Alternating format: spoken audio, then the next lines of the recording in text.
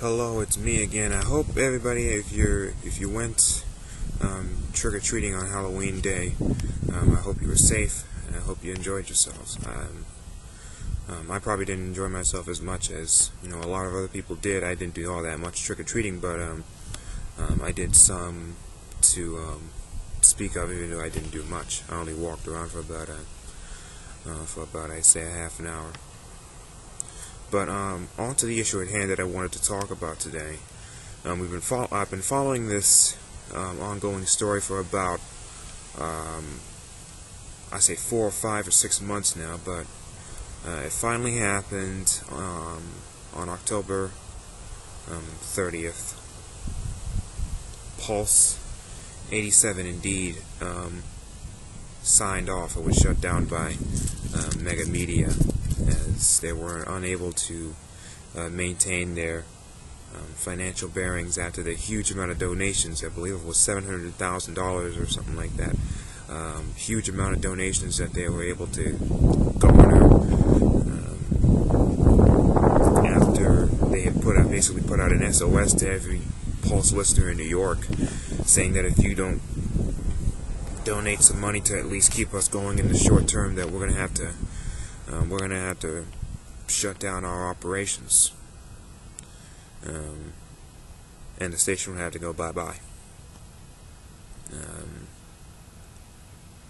So that's what happened back then, and what happened now is it was enough to keep the station going on in the short term, but not in the long term. So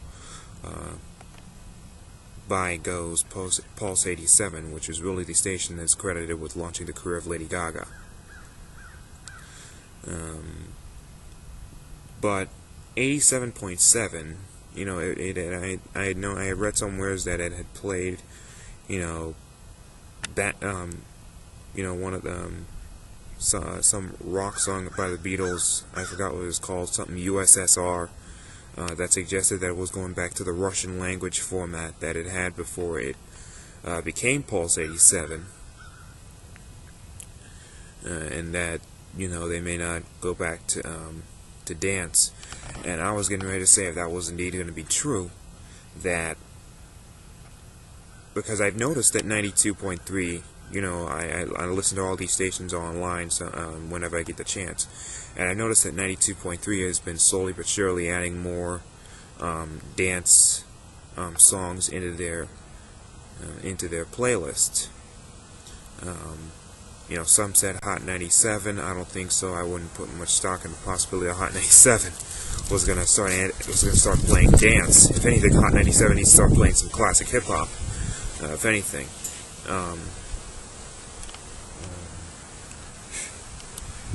heavy winds. Welcome to November. Z100. I wasn't putting much bank into them neither, and as I said in my first video about Pulse 87, I really thought that KTU was really at fault here, because I thought KTU is really the problem here, because if KTU hadn't sounded like it was the bastard child, if you will, or the child of Hot 97 and Z100 or something like that, then there wouldn't even be a need for Pulse 87, because New York would have a dance station. New York is probably, along with either LA or Miami, and some can even argue San Francisco and Chicago, the most dance-friendly city in the U.S. And I know that with Tony Santiago, on RadioInfo.com, and also the head of the New York City Dance Music Coalition, I know he's always going to be pushing for some station to always to never give up on that format in New York. So keep on trucking, Tony.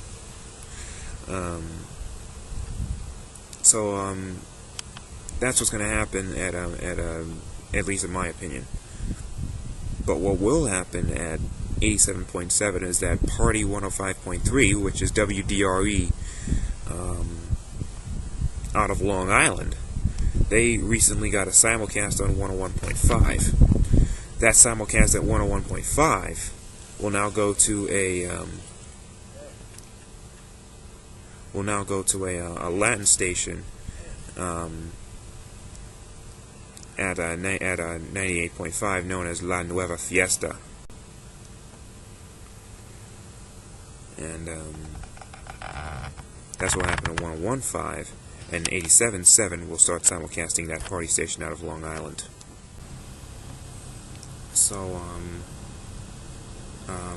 it may be a different name, but it's basically still going to be the same format, even though I imagine it'll be more urbanized. But they have somebody there by the name of Vic Latino, which a lot of people seem to have confidence in when it comes to that particular format.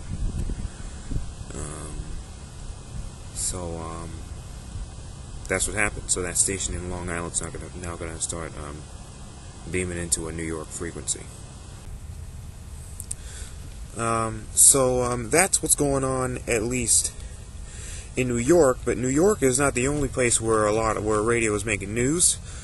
In St. Louis, there's also a format change, or at least a format stunt going on at 100.3. 100.3 The Beat has also kicked the bucket, just like Pulse 87 in New York. Right now, they're currently stunning with I don't know if it's still Halloween music, but they will eventually do what Movin' 101 did last year around this time in St. Louis, is basically go a few weeks to a month of holiday music before segueing into a new format. That's a popular thing to do, around the holiday season. Start the new year all fresh with a new format, by using Christmas music as a bridge. That's what Movin' 101 did last year when it became ESPN 101, which is now the new home of the St. Louis Rams. So now 100.3 The Beat has succumbed to Radio 1's Hot 104.1, which is the urban leader, I imagine, in the St. Louis market, and now they are going to be flipping it. According to Radio Insight, they will most likely go to some sort of rock format to better compete with KSHE and 105.7 The Point. So that's what's going on. 105.7 The Point, Department of Redundancy Department. I imagine they just say 105.7 The Point instead of putting the point in there between the 5 and the 7, but who knows? Anyway, that's what's going on the radio. Pulse 87 flipping, but the music will still live on at 87.7, and 100.3 The Beat flipping in St. Louis. What do you think about this? If you're in New York, if you're in St. Louis, if you're a hip-hop fan or a dance fan, I want to know what you think. Because, again, I'm just one guy coming on YouTube all the time, talking about nothing. I want to know what you think.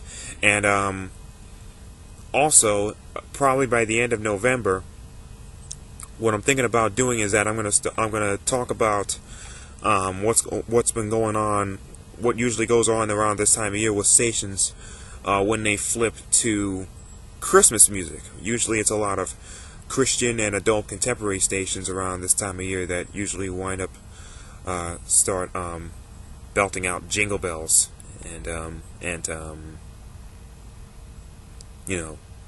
Santa music.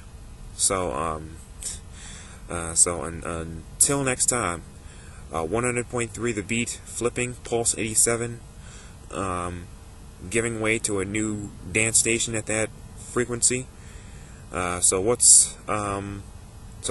I want to know what you think. Until next time, this is LI495. I am out.